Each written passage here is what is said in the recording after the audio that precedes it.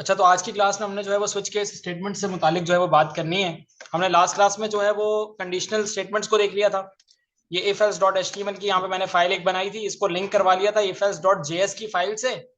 और यहाँ पर हमने क्या करवाया था, यहाँ पे इफ एल्स स्टेटमेंट्स का सिंटैक्स देखा था, नेस्टेड इफ देख ली थी कि एक इफ की कंडीशन में अगर दूसरी इफ भी मौजूद है जैसे कि यहाँ पर एक इफ की कंडीशन लगी हुई है, ये कंडीशन अगर ट्रू हो जाती है तो फिर ये इफ के ब्रैकेट्स के अंदर आता है, दूसरी इफ की कंडीशन को रीड करता है। अगर ये कंडीशन ट्रू होती है तो इसके अंदर का ब्लॉक ऑफ कोड चल जाता है, अगर ये वाली फॉल्स हो जाती है तो यही वाला एल्स चलता है और स्टॉप हो जाता है पूरा प्रोसेस। लेकिन अगर पहली ही कंडीशन फॉल्स है तो ये इस ब्रैकेट के अंदर नहीं आएगा, ये डायरेक्ट एल्स पर जाके एल्स वाले कोड को चला रहा था। उसके बाद इफ एल्स इफ लैडर एक देख ली थी, जिसमें सबसे पहले इफ ब्लॉक था, उसके बाद एल्स इफ ब्लॉक था, फिर एक और एल्स इफ ब्लॉक था, लास्ट में एल्स ब्लॉक था। होता यह था कि अगर पहली कंडीशन ट्रू होती थी तो बाकी किसी चीज को पढ़ा ही नहीं जाता था, दूसरी ट्रू होती थी तो फिर तीसरी और चौथी को नहीं पढ़ा जाता था। तो इस तरह से पूरा प्रोसेस चलता था। अगर कोई भी कंडीशन ट्रू नहीं है तो एल्स ब्लॉक चल रहा था। फिर जो अभी मैंने क्वेश्चन भी किया कि टर्नरी ऑपरेटर्स के बारे में पढ़ा था, तो टर्नरी ऑपरेटर्स इस तरह से वर्क कुछ करते थे कि एक वेरिएबल होता था, उसके साथ कोई कंडीशन वगैरह यहाँ पे पास एक करवा देते थे। कंडीशन अगर ट्रू हो जाती थी तो सक्सेस शो हो जाए, और अगर कंडीशन फॉल्स है तो फेल शो हो जाए। ये एक सिंटैक्स लिख के मैंने दिखाया था। नलिश ऑपरेटर मैंने बताया था कि अगर कोई वेरिएबल डिक्लेयर्ड है लेकिन इनिशियलाइज्ड नहीं है, उसमें कोई वैल्यू नहीं है, तो ब्राउजर पे अनडिफाइंड लिखा हुआ आएगा। तो उसको काउंटर करने के लिए आप बाय डिफॉल्ट एक वैल्यू उसकी सेट कर लें, तो यहाँ पे डिफॉल्ट वैल्यू आप डबल क्वेश्चन मार्क देकर पास करवा दोगे तो डिफॉल्ट वैल्यू आ जाएगी कि अगर कोई बंदा लॉगिन नहीं है फॉर एग्जांपल, तो फिर गेस्ट वहां पे लिखा हुआ शो हो जाए। फिर कुछ प्रोग्राम्स हमने बना लिए थे यहाँ पे, इसके इफ एल्स के प्रोग्राम बनाए थे, नेस्टेड इफ का प्रोग्राम एक क्रिएट किया था, इफ एल्स इफ लैडर एक पूरी बनाई थी हमने जिसमें इस तरह की कंडीशन वगैरह पास करवाई थी। और इसके बाद लास्ट में मैंने मल्टीपल कंडीशंस भी पास करवा के दिखाई थी, एंड ऑपरेटर के थ्रू और ऑपरेटर के थ्रू। एंड ऑपरेटर के थ्रू मैंने बताया था कि अगर आपने इस तरह से दो कंडीशंस लिखी हुई और बीच में एंड लगा हुआ तो ये दोनों कंडीशन ट्रू होंगी तो ही डॉक्यूमेंट डॉट राइट में इस तरह ट्रू लिखा हुआ आएगा, और में जस्ट एक भी अगर ट्रू है तो फिर ट्रू लिखा हुआ यहाँ पे आ जाएगा। तो फिर टर्नरी ऑपरेटर्स की भी लाइव एग्जांपल एक की थी कि डॉक्यूमेंट डॉट राइट के अंदर पॉजिटिव लिख के दिखा दो अगर नंबर पॉजिटिव है, और डॉक्यूमेंट डॉट राइट में नेगेटिव लिख के दिखा दो अगर नंबर नेगेटिव है। फिर नलिश ऑपरेटर था, नलिश ऑपरेटर का मैं ऑलरेडी बता चुका हूँ। यहाँ पे आपने एक नेम दिया, उसमें एली स्टोर करवा दिया, डिफॉल्ट नेम लिया, उसमें गेस्ट स्टोर करवा दिया, और यहाँ पे आपने नेम को प्रिंट कर दिया और कहा कि अगर तो नेम अनडिफाइंड है, यहाँ तो डिफाइंड है एली आएगा, लेकिन अगर नेम अनडिफाइंड है, इस तरह से कुछ लिखा हुआ है, जस्ट नेम डिक्लेयर हुआ हुआ इस तरह से और इनिशियलाइज नहीं हुआ, तो गेस्ट लिखा हुआ दिखा देना, डिफॉल्ट वैल्यू चला दे। तो इस तरह की कुछ कंडीशंस पे हमने काम वगैरह कर लिया था, इसको भी कमेंट आउट कर देता हूँ यहाँ पे कुछ इस तरह से। और इसके बाद फिर हम फर्दर अपना काम कर रहे थे। अब इसके बाद आज जो हमने काम करना है, हमने एक और तरह की कंडीशनल स्टेटमेंट्स के ऊपर आज काम करना है। तो वो भी यूज होती हैं, ये भी यूज होती हैं, वो ज्यादा फैसिलिटेटिंग और आसान है, ये भी बहुत ज्यादा आसान है, इफ एल्स भी इतनी ज्यादा मुश्किल नहीं है। लेकिन स्विच के स्टेटमेंट्स जो हैं वो ज्यादा फास्ट हैं, एक तो परफॉर्मेंस में फास्ट है ज्यादा, और उनकी परफॉर्मेंस जब वो यूज की जाती है तो परफॉर्मेंस हमारे प्रोजेक्ट की बेहतर होती है, कंडीशन बेहतर तरीके से एग्जीक्यूट होती है हमारे पास ब्राउजर में। एक तो ये रीजन है उसको ज्यादा यूज करने का। इसके अलावा जो है वो काफी सिंटैक्स भी उसका ज्यादा, इससे भी ज्यादा ईजी है, तो उसमें ज्यादा कॉम्प्लिकेशंस नहीं है, उसको भी देख लेते हैं, जैसे फिर बेहतर लगे वही वाला यूज करेंगे। आना हमें दोनों चाहिए, सही है। तो इसके लिए यहाँ पर आओगे आप, और यहाँ आकर मैं सबसे पहले तो बाहर एक HTML की फाइल बना रहा हूँ, स्विच स्टेटमेंट डॉट HTML के नाम से। ठीक है, मैंने क्या करवा दी, स्विच स्टेटमेंट डॉट HTML के नाम से एक यहाँ पे फाइल बना ली, और कंट्रोल सी से इसको कॉपी किया, JS की फोल्डर में जाऊंगा और यहाँ आकर स्विच स्टेटमेंट डॉट JS के नाम से भी एक फाइल क्रिएट कर ली। इफ एल्स स्टेटमेंट वगैरह आप क्लोज कर दो, वेरिएबल की फाइल को भी क्लोज करवा दो। HTML की फाइल में आओगे आप, शिफ्ट 1 प्रेस करोगे, यहाँ पे बॉइलिंग स्ट्रक्चर जनरेट हो जाएगा, यहाँ आप आके लिख दो स्विच स्टेटमेंट्स इन JS। सही है, आपने यहाँ पे कुछ टाइटल वगैरह पास करवाया, नीचे आओगे बॉडी में और यहाँ के H1 में भी यही वाली हेडिंग पास करवा दी। यहाँ आके मैं गो लाइव पर क्लिक कर देता हूँ और इस अपने प्रोजेक्ट को लाइव अपने सर्वर पर यहाँ पे रन कर देता हूँ। तो इसको मैंने कंट्रोल X करवा दिया और यहाँ आकर अपने क्रोम पर इसको चला दिया। सही है, तो स्विच के स्टेटमेंट्स इन JS मेरे पास यहाँ पे प्रिंट होकर आ रहा है, और मैं कंट्रोल शिफ्ट आई प्रेस करके अपने कंसोल को भी ओपन कर लेता हूँ। ठीक है, अभी कंसोल पे फिलहाल के लिए मुझे ये फेल टू रिसोर्स आ रहा है, ये बाय डिफॉल्ट एक एरर है जो आता है, इसको आप जस्ट यहाँ पे इग्नोर कर दो। इसके बाद आप यहाँ पर आ जाओ अपनी JS की फाइल में, और यहाँ आकर आप लिख दो कुछ इस तरह से CLG console.log, और इसके अंदर आकर आप कंट्रोल C करके अपने इस टाइटल को कंसोल पे भी प्रिंट कर लो, और फिर हम इस फाइल को कनेक्ट करवा लेंगे। तो इस तरह से मैंने इसको भी यहाँ पे प्रिंट कर दिया और यहाँ आके इसको कनेक्ट करवा दिया स्क्रिप्ट src करके। तो स्क्रिप्ट src./js के फोल्डर में मुझे जाना है, और उसके बाद उसके अंदर आकर यहाँ पे स्विच स्टेटमेंट.js की फाइल में आना है। अब मैं यहाँ आऊंगा तो मुझे यहाँ पे कंसोल पे स्विच स्टेटमेंट्स इन जेएसपी लिखा हुआ नजर आ रहा है। इट मींस कि मेरी फाइल कनेक्ट हो चुकी है, यहाँ पे लिंक हो चुकी है। सही है, तो ये आपने काम कर लिया, प्रोसेस था छोटा सा, ये आपने देख लिया। इसके बाद जो प्रोसेस है वो है कि आपने अब यहाँ पे फर्दर देखना है कि सिंटैक्स किस तरह होता है स्विच स्टेटमेंट्स का।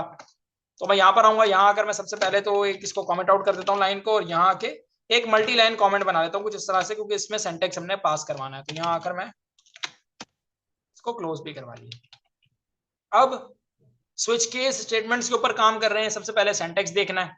तो मैं सबसे पहले तो एक हेडिंग ऊपर पास करवा लेता हूँ, कुछ इस तरह से लिख देता हूँ स्टैटिक और यूं कुछ करके मैं यहाँ पे कह देता हूँ स्विच स्टेटमेंट्स, और यहाँ पे स्टैटिक वगैरह बनाकर इधर इसको लाके इस तरह से कुछ क्लोज कर देता हूँ। एक हेडिंग सी क्रिएट करवा ली मैंने। उसके बाद यहाँ पे भी एक एरर थ्रो हो रहा है, मैं यहाँ पर आ जाता हूँ और यहाँ के इसको क्लोज वगैरह करता हूँ। नहीं, एक एरर थ्रो हो रहा है। चलो एक काम ये करते हैं, हम इसको हटा देते हैं, कंट्रोल एक्स कर देता हूँ, और मैं यहाँ आकर एक इस तरह से स्टेटमेंट दे देता हूँ, स्विच स्टेटमेंट्स की एक हेडिंग पास करवा देता हूँ, स्टेटमेंट्स। सही है, एक हेडिंग मैंने जैसे यहाँ पे पास करवा दी। मैं यहाँ से थोड़ा सा इसको स्प्रेड कर लेता हूँ इस तरह से, ताकि एक हेडिंग की फॉर्मेट नजर आ जाए। इसके बाद यहाँ पे आप एक हेडिंग पास करवा रहा हूँ सिंटैक्स की, क्योंकि अब यहाँ पे सिंटैक्स इसका लिखना है, तो एक सिंटैक्स की हेडिंग पास करवा दी। अब ये लिखा किस तरह जाता है, इफ ब्लॉक्स तो आपने देखे में, इफ आप लिखते थे इस तरह से कुछ, और यूं इसके अंदर आकर आप यहाँ पे कंडीशन पास करवा देते थे इस तरह से, और इसके अंदर आकर आपका ब्लॉक ऑफ कोड चल जाता था अगर कंडीशन ट्रू होती थी, और अगर फॉल्स हो जाती थी तो यहीं पे आप एल्स का ब्लॉक पास करवा देते थे। ठीक है, ये तो आपका क्या था, इफ एल्स का पूरा स्ट्रक्चर और सिंटैक्स। अब स्विच केस के ऊपर आपने काम करना है, तो यहाँ पे सबसे पहले तो आपने क्या करना है, आपने यहाँ पे लिखना है स्विच। आपने क्या लिखना है सबसे पहले, स्विच। इस तरह से आप स्विच लिखोगे, इसके अंदर आप यहाँ पे एक कंडीशन पास करवाओगे। कंडीशन पास करवाने के बाद आप करली ब्रैकेट्स इस तरह से ओपन करोगे और इसके अंदर आ जाओगे। इसके अंदर आने के बाद आप यहाँ पर लिखोगे इस तरह से केस, और यहाँ पे केस डिफाइन कर दोगे इस ब्रैकेट में। सही है, ये ब्रैकेट नहीं लगेगा इस तरह से, बस यूं बाहरी केस डिफाइन होगा, और कॉलन लगा के इसके अंदर फिर स्टेटमेंट आ जाएगी, डॉक्यूमेंट डॉट राइट या जो भी कंसोल करवाना चाह रहे हो वो। अब होगा ये कि केस का कीवर्ड तो यूज होगा, और यहाँ पे इस केस की जगह पे एक्चुअल केस आएगा जो होगा, यानी कि एक्सप्रेशन कह सकते हो आप। यहाँ एक्सप्रेशन लिख दो, चलो यहाँ पे एक्सप्रेशन आ जाएगा आपका। सही है, तो ये क्या हुआ, आपकी एक ऐसी कंडीशन जो कि डिपेंडेंट है आपके केस पे। आपकी ये जो पूरी कंडीशन है, ये वाली कंडीशन ये डिपेंडेंट है केस पे, यानी कि अगर ये कंडीशन मीट करेगी केस को तो ही केस चलेगा, वरना केस चलेगा नहीं। अगर केस नहीं चला, एक केस नहीं चला, तो दूसरे केस पे चला जाएगा। तो इसकी एक डेफिनेशन लिख लेनी चाहिए हमें। तो मैं यहां आऊंगा और यहां आकर मैं लिख देता हूं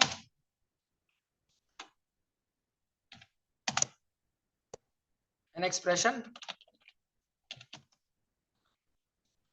डिपेंडेंट ऑन डिफरेंट केसेस। सही है, ये है इसकी एक डेफिनेशन कि एक ऐसा एक्सप्रेशन जो कि डिपेंडेंट है डिफरेंट केसेस के ऊपर। तो वो है हमारे पास यहाँ पे क्या, स्विच स्टेटमेंट्स। अब क्या करवाना है, यहाँ पर आप आओ और यहाँ के थोड़ा सा सिंटैक्स को डिस्क्राइब वगैरह करवा देता हूँ। मैं यहाँ पर इस तरह से ये केस वगैरह हटा देता हूँ, इस तरह से बस कर देता हूँ, और यहाँ पे मैं पास करवा लेता हूँ, लिख देता हूँ कुछ इस तरह से कोड। यहाँ पे आएगा हमारा सारा कोड। फिर उसके बाद यहाँ पे नीचे आओगे, यहाँ के आपने एक और केस कुछ इस तरह से डिफाइन करवा दिया। उसके अंदर भी आकर आपने यहाँ पे क्या लिख दिया, कोड लिख दिया। फिर आपने यहाँ पर नीचे आए, यहाँ आकर आपने एक और केस डिफाइन करवा दिया, और इसके अंदर भी आपने क्या लिख दिया, कोड लिख दिया इस तरह से कुछ। और लास्ट में बाय डिफॉल्ट आपने यहाँ पे डिफॉल्ट पास करवाया, और डिफॉल्ट के अंदर भी आपने यहाँ पे आके कुछ कोड लिख दिया। अब ये पूरी साइकिल वर्क किस तरह से करेगी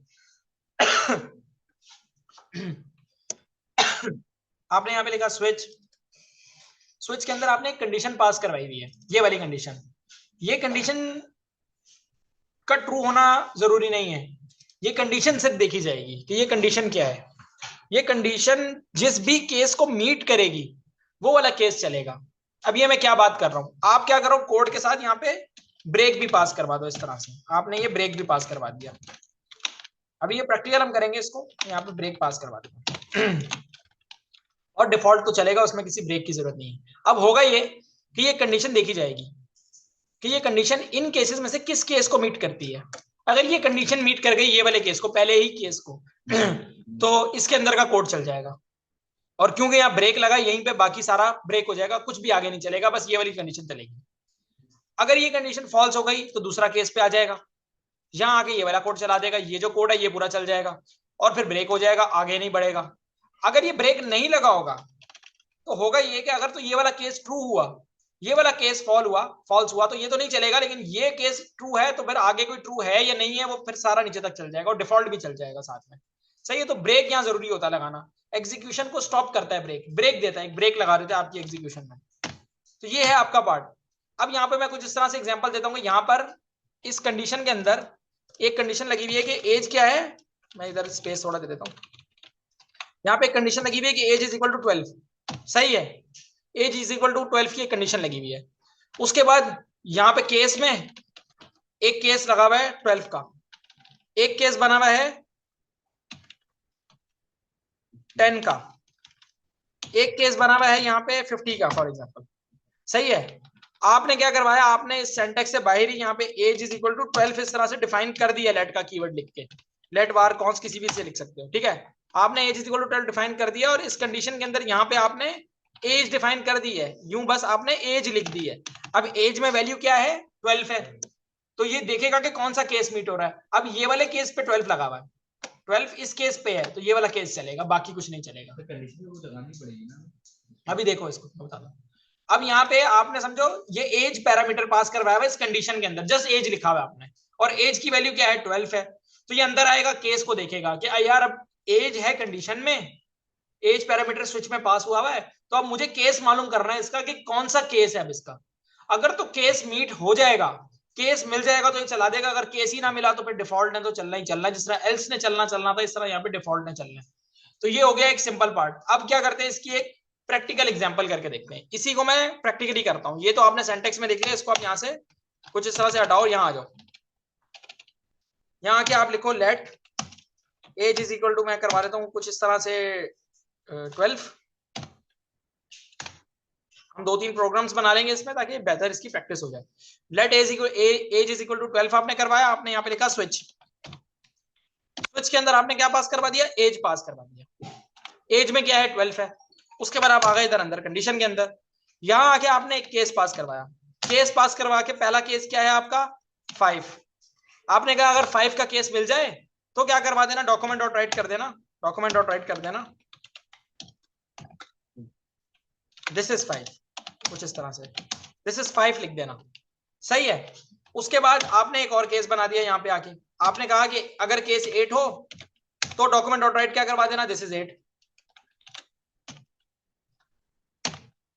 दिस इज 8। फिर यहाँ आके आपने एक और केस बना लिया इस तरह से, आपने कहा कि अगर केस 12 हो जाए जो कि है तो क्या करवाओ, यहाँ पे डॉक्यूमेंट डॉट राइट करवा दो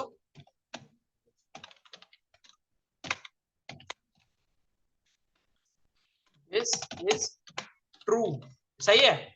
और आपने एक डिफॉल्ट वैल्यू भी पास करवानी है। अभी फिलहाल इतना ही रहने दो, अभी कुछ नहीं कर रहे। मैं क्या करवा देता हूं, सबसे पहले वैसे बता रहा हूं ना, यहां पर आप आओगे, आप अभी आपकी क्या होगी, पूरी एग्जीक्यूशन होगी, फाइल आपकी लिंक है, यहां आओगे, यहां पर पाओ तो क्या आपके पास लिखा हुआ आ रहा है, दिस इज ट्रू लिखा हुआ आ रहा है। अब क्यों आया, ब्रेक क्यों नहीं लगाया, ब्रेक इसने नहीं लगाया क्योंकि कंडीशन केस ट्रू हुआ ही लास्ट वाला है, तो उसके बाद है ही कुछ नहीं, तो वो आगे क्या चलेगा।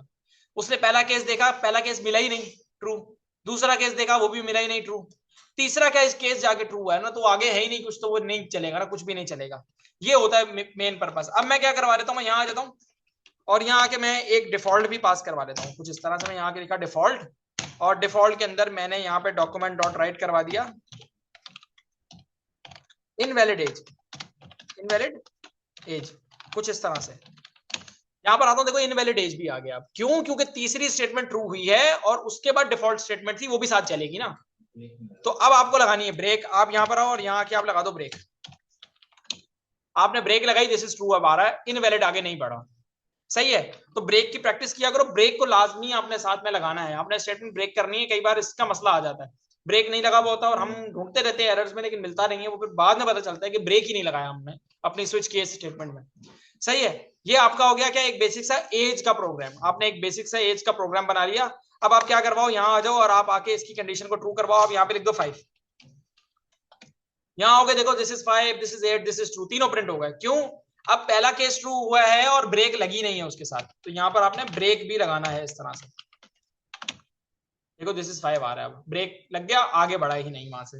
आप यहीं पे ऊपर आओ, एज को आप 8 कर दो। 8 जैसे ही हुआ तो दोनों दूसरा और तीसरा चल गया, यानी कि जैसे ये केस ट्रू हुआ तो फिर 12 वाला भी साथ चल गया, क्योंकि 8 पे ब्रेक नहीं लगा हुआ था।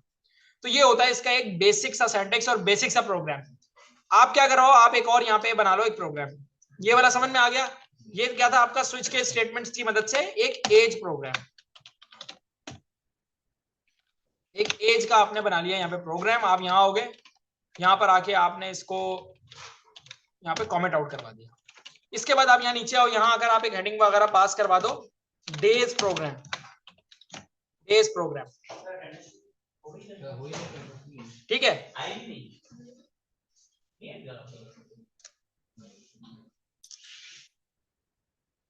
अच्छा यहाँ पे इसके बाद ये तो हमने बना लिया एक एज प्रोग्राम, इसके बाद एक डेज का प्रोग्राम बनाना है। तो मैं यहाँ पर एक लेट का कीवर्ड लिखता हूँ और डेज इक्वल टू यहाँ पे मैं कुछ 1 पास करवा देता हूँ, और यहाँ आकर मैं एक स्विच की बनाऊंगा स्टेटमेंट, और यहाँ आकर मैं डे पास करवा रहा हूँ इसके अंदर।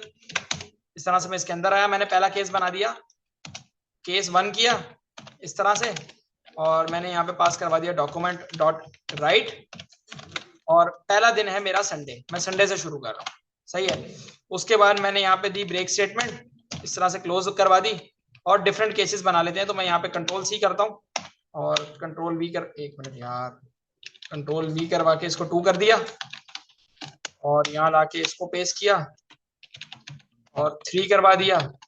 इस तरह से मैं कुछ रेप्लिकेट इसको करवा लूंगा, तो मेरा क्या होगा, ये पूरा प्रोसेस, पूरा एक मेरा प्रोग्राम क्रिएट हो जाएगा। तो मैंने 2 करवा दिया, 2 में मैं यहाँ पे पास करवा देता हूँ संडे के बाद यहाँ पर आ जाएगा मंडे, फिर यहाँ पर आ जाएगा ट्यूसडे,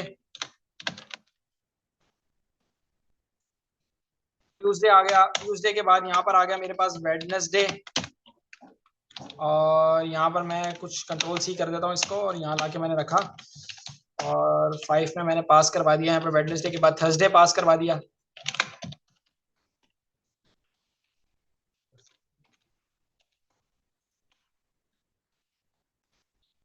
सिक्स, और यहाँ पे फ्राइडे आ जाएगा, और एक और बस पास करवाना है, वो हो जाएगा हमारा सैटरडे, सही है। तो मैं यहाँ पे कंट्रोल सी करवा देता हूँ, इसमें रखा, और यहाँ आके मैंने 7 में सैटरडे पास करवा दिया। अब यहाँ पर सारे आपने केसेस को ब्रेक करवाया हुआ है, तो जो भी केस ट्रू होगा वही वाला वहां पे एग्जीक्यूट होकर शो होगा। यहाँ पर आ जाओ ब्राउजर में अपने, तो यहाँ पे संडे आपको लिखा हुआ नजर आ रहा है, क्योंकि केस 1 है और संडे आपने वहां पे पास करवा दिया है। आप यहाँ से केसेस को चेंज करते रहो, आप यहाँ पे 4 पास करवाओ, यहाँ पर आओ, आपको वेडनेसडे मिल रहा है, आप यहाँ पे जो है वो 7 पास करवा दो, आपको यहाँ पे सैटरडे मिल जाएगा। अब मैं यहाँ पर अगर 10 पास करवाता हूँ और मेरी कोई डिफॉल्ट स्टेटमेंट लगी भी ही नहीं है, तो होगा ये कि कुछ भी शो नहीं होगा। डिफॉल्ट स्टेटमेंट का ये फायदा ये है कि आपका अगर कोई कंडीशन मीट नहीं होगी, कोई भी केस मिलेगा ही नहीं, तो उसको एग्जीक्यूट कर दिया जाएगा बाय डिफॉल्ट। तो इसलिए आप यहाँ पर एक डिफॉल्ट स्टेटमेंट लाजमी लगाएं, इसकी प्रैक्टिस लाजमी रखें। यहाँ पर आप लिखोगे डिफॉल्ट, और यहाँ पर आप डॉक्यूमेंट डॉट राइट में पास करवा दें इनवैलिड डे के नाम से, इस तरह से कुछ आप लिख दें यहाँ पे इनवैलिड डे, सही है। यहाँ पर आ गए, और यहाँ पर मैं आ रहा हूँ तो मुझे इनवैलिड डे लिखा हुआ नजर आ रहा है। तो ये हमारे पास होती है स्विच केस स्टेटमेंट्स, और यहाँ पे डिफरेंट सिनेरियोज बन सकते हैं। यहाँ पे जिस तरह से एक लॉगिन की बात अभी हुई, तो लॉगिन का इस तरह से हो सकता है कि आप अगर लॉगिन सिस्टम में स्विच केस को यूज कर रहे हो, तो आप क्या करवा दो, आप यहाँ पे ऊपर आप अपने क्रेडेंशियल्स शो करवा दो, ईमेल अपनी दे दो, अपना पासवर्ड दे दो। मैं एक जस्ट सिनेरियो बनाकर दिखा रहा हूँ, जरूरी नहीं है कि इस तरह ही काम होता हो। आप यहाँ पे एक ईमेल पास करवा दो, एक वेरिएबल में ईमेल पास करवाओ, एक वेरिएबल में आप अपना पासवर्ड पास करवा दो, और आप यहाँ पर नीचे आकर जो है वो कुछ 1-2 केसेस वगैरह बना लो, इनके कुछ कंडीशन यहाँ पे स्विच की पास करवा के, और डिफॉल्ट में आप एक मैसेज शो करवा दो कि भाई अगर पासवर्ड और ईमेल मैच नहीं कर रही, ऑफ कोर्स जब केस मैच नहीं होगा तो डिफॉल्ट पे उसने आना है। तो केसेस में अगर आप ईमेल पासवर्ड मेंशन कर दोगे तो वो मैच अगर नहीं होंगे तो डायरेक्टली वो डिफॉल्ट पे ले आएगा। डिफॉल्ट के अंदर आप यहाँ पे जो भी टेक्स्ट शो करवाना चाहते हो आप वो शो करवा दो, तो वो होता है। वेबसाइट पे ऑटोमेटिक चलेगा ये, हमें चेंज करना पड़ेगा। डिफरेंट सिनेरियोज होते हैं इनको चलाने के, ये पूरा फ्लो होता है इसका। तो वो आप जब आगे जाके काम करोगे तो आपको फिर इस पे चीजें क्लियर होंगी कि किस तरह से वर्क होता है पूरा प्रॉपर। लेकिन ये कंडीशन पूरी जेएस की बनानी पड़ती है, और ये एचटीएमएल के साथ जब हम काम अभी करेंगे डॉम में, तो वो सारी चीजें एक एक करके क्लियर हो जाएंगी। ठीक है, तो ये होती है आपकी स्विच केस स्टेटमेंट्स, यानी कि ये भी एक तरह से कंडीशनल स्टेटमेंट्स ही हैं, कंडीशंस के साथ ही काम हो रहा है, लेकिन इसका ये बहुत ज्यादा फास्टर है as compared to if else statements, उससे ज्यादा फास्टर है ये। ठीक है, क्योंकि इसमें फ्लो ज्यादा बेहतर है। और यहाँ पे इफ एल्स स्टेटमेंट्स के अंदर आपकी इफ की कंडीशन ट्रू है, एल्स इफ नहीं चलेगा, कुछ नहीं चलेगा। इफ की कंडीशन फॉल्स हुई, एल्स इफ वाली चेक होगी, वो अगर ट्रू हो गई तो बस वो चलेगी, उससे आगे का सब स्टॉप हो जाएगा। यहाँ स्टॉप आपको करना पड़ता है, ठीक है, यहाँ ब्रेक आपको लगाकर स्टॉप करना पड़ता है। तो ऐसी कंडीशन बहुत सी हो सकती है, आपको नजर भी आए कि आप यहाँ पे 10 केसेस बना दो और आप काम करने के लिए आपको जरूरत पड़े तो आप 10 केस बनाओ और आप कहो कि तीसरा केस अगर ट्रू हो जाता है तो बाकी सारे केसेस चला देना उसके बाद। ऐसी कंडीशन आ सकती है आपके पास, तो उस स्टेट में, उस सिचुएशन में आप स्विच केस को यूज करते हो, ठीक है। तो ये हमारा पार्ट था आज का। नेक्स्ट क्लास में जो है वो फिर इसके बाद हमारे पास लूप्स हैं और इसके अलावा हमने फंक्शंस को डिस्कस करना है, तो उसको देखेंगे, ठीक है।